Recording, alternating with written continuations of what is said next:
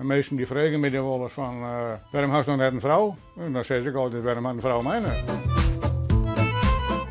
Ik heb maar stripboeken begonnen, zeg maar. En posters en dat soort dingen. En popjes en glas en al je stripboeken gerelateerd, zeg maar. En andere televisieseries, zeg maar. Dus, die verzamel ik, zeg maar. Dus,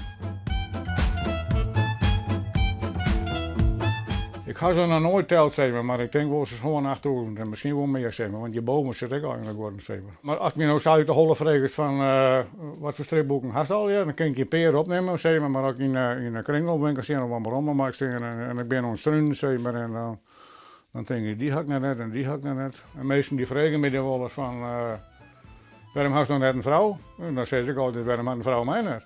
Ik had geen moeite mee dat ik zonder vrouw ben. Als ik ooit nog eens een keer een vrouw tegenkom, die zei van ik wil je net wennen. Nou, ik zou dan pendelen wel even heen en weer. En die boeken die komen er net uit. Dan kost het er maar uit. Nou. Dit is best wel een beetje een stoere man, of net? Maar een dikke Harley. Ja, nou dat stoere, dat let ik gewoon horen zijn. Maar dus, nou, we kennen wel stoere man, maar we gaan hier Sanliets Hatsie, dus ongeveer. Nou, we komen dan wel stoer hoor. Maar uiteindelijk ben we werk eigenlijk. Huh?